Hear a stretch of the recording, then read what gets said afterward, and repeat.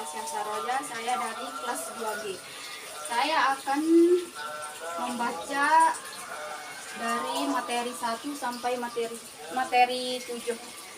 Yang pertama yaitu materi 1, pekerjaan dan profesi. Apa maksud pekerjaan dan profesi? Pekerjaan adalah setiap kegiatan yang baik yang menghasilkan sesuatu yang baik.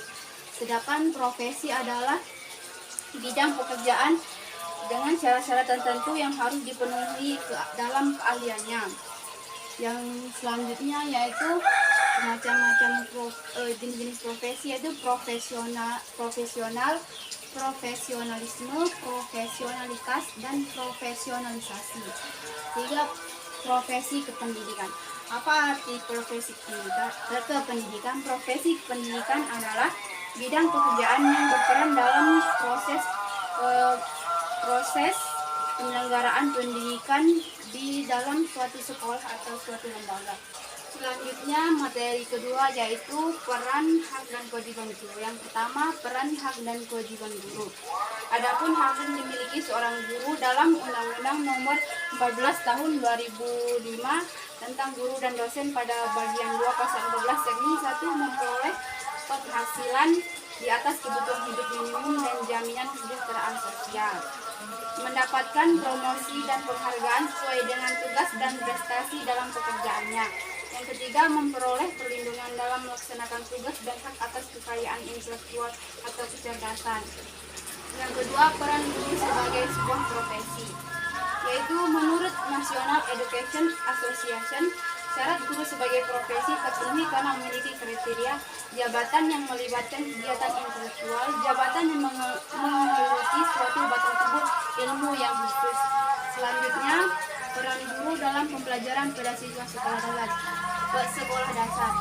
Guru sangat berperan dalam proses belajar mengajar di sekolah, yaitu guru sebagai pendidik, guru sebagai pengajar, guru sebagai sumber belajar, guru sebagai fasilitator, guru sebagai pembimbing, guru sebagai pengelola, dan guru sebagai nasihat. Banyak lagi.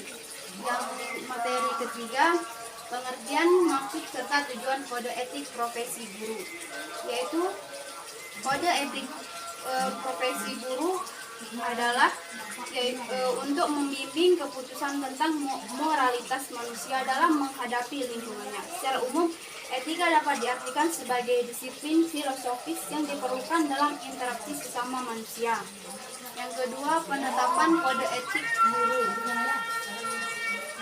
Penetapan kode etik guru yaitu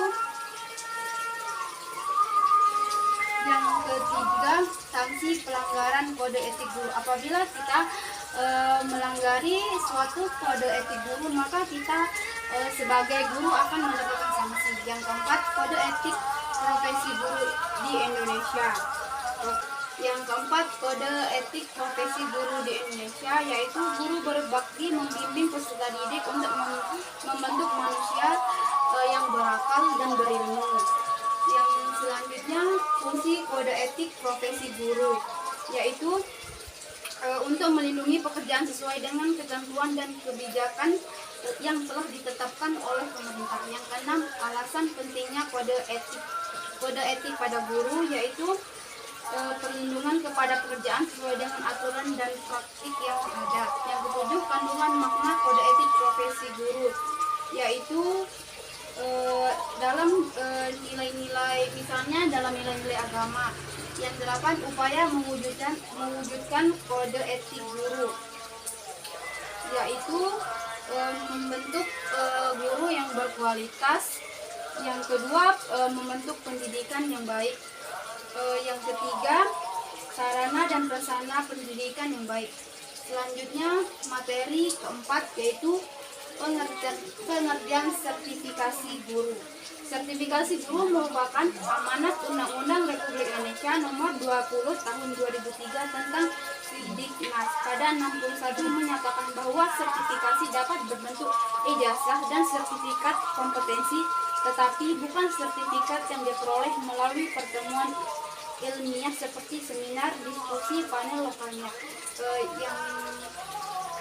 kedua, tujuan dan manfaat sertifikasi guru, yaitu menurut Wibowo dalam bukunya Mulyamin mengatakan bahwa sertifikasi adalah melindungi profesi pendidikan dan tenaga kependidikan, melindungi masyarakat dari praktik-praktik yang tidak kompeten. Prinsip pelaksanaan sertifikasi guru yaitu: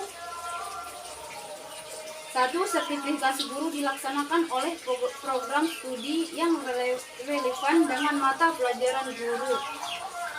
Selanjutnya, persyaratan sertifikasi guru, yaitu bagi guru TK atau RA kualifikasi akademik minimum D4 atau S1. Yang selanjutnya materi kelima yaitu pengertian organisasi profesi keguruan. 1. Pengertian organisasi profesi keguruan. Organisasi profesi keguruan adalah sebuah wadah perkumpulan orang-orang yang memiliki suatu keahlian dan keterampilan mendidik yang melalui proses pendidikan dan pelatihan yang cukup lama. Yang kedua, fungsi organisasi profesi guru yaitu membentuk guru-guru yang materi kelima, pengertian organisasi profesi keguruan. Menurut para ahli, pengertiannya adalah Rosel 1980 mendefinisikan bahwa supervisi adalah pelayanan kepada guru-guru yang bertujuan menghasilkan perbaikan pengajaran, pembelajaran, dan kurikulum. Yang kedua, fungsi organisasi profesi keguruan. Organisasi profesi keguruan mempunyai fungsi. Yang pertama, fungsi meningkatkan mutu pembelajaran di ruang lingkup. Yang kedua, fungsi memicu unsur yang terkait dengan pembelajaran dikenal dengan nama supervisi administrasi. Yang ketiga, fungsi membina dan memimpin. Yang selanjutnya, yang keempat, ruang lingkup organisasi profesi keguruan, yaitu yang pertama, supervisi atau pengawasan manajer di bidang kurikulum. Yang kedua, supervisi atau pengawasan manajerial bidang peserta didik. Yang ketiga, supervisi atau pengawasan manajerial bidang pendidikan dan tenaga pendidikan. Ruang lingkup organisasi profesi keguruan sendiri atau pemantau pendidikan diperkenalkan oleh kursus dasar administrasi pendidikan yang menunjukkan bahwa pemantauan atau supervisi pendidikan umumnya tidak dapat dipisahkan. Yang kelima, organisasi profesi guru yang ada di Indonesia, di mana materi selanjutnya yaitu pengertian supervisi pendidikan. Supervisi pendidikan menurut para ahli yaitu Rosel mendefinisikan bahwa supervisi adalah pelayanan kepada guru yang bertujuan menghasilkan perbaikan pengajaran, pembelajaran, dan kurikulum. Yang kedua, tujuan supervisi pendidikan yaitu meningkatkan mutu kinerja dengan cara membantu guru dalam memahami tujuan pendidikan dan apa peran sekolah dan dalam mencapai tujuan tersebut. Yang ketiga, sasaran supervisi pendidikan. Sasaran supervisi pendidikan yaitu supervisi akademik. Ini berfokus pada pengamatan pengawasan tentang masalah memecahkan masalah akademik, hal-hal yang berlangsung dalam lingkungan kegiatan pembelajaran pada waktu siswa sedang dalam proses mempelajari sesuatu. Yang keempat, fungsi supervisi pendidikan yaitu 1. Fungsi meningkatkan mutu pembelajaran ruang lingkup sempit hanya tertuju pada aspek akademik, khususnya yang terjadi di ruang kelas ketika guru sedang memberikan bantuan dan arahan kepada siswa. Yang kedua, fungsi memicu unsur yang terkait dengan pembelajaran lebih dikenal dengan nama supervisi administrasi. Yang keenam, prinsip supervisi yaitu supervisi hendaknya memberikan rasa aman kepada pihak supervisi. Yang kedua, supervisi hendaknya realistis didasarkan pada keadaan dan kenyataan sebenarnya.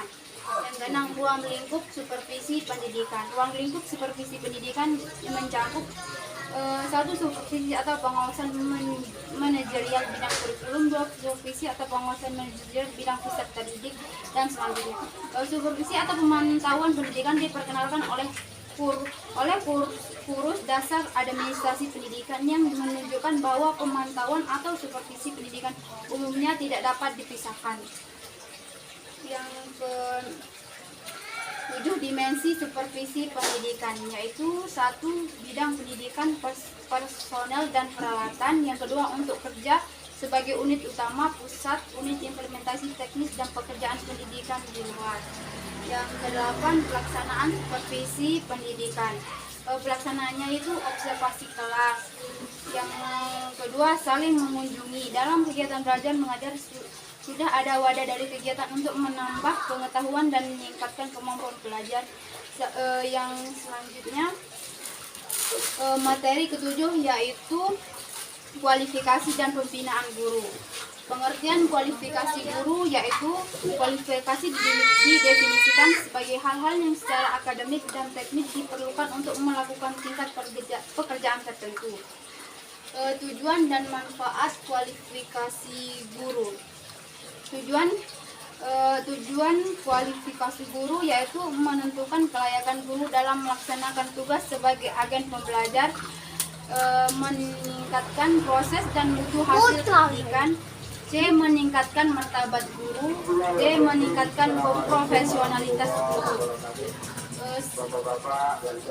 Adapun manfaat sertifikasi guru adalah sebagai berikut: melindungi profesi guru dari praktik-praktik yang tidak kompeten yang dapat merusak citra profesi guru, melindungi masyarakat dari praktik-praktik pendidikan yang tidak berkualitas dan tidak profesional, meningkatkan kesejahteraan guru.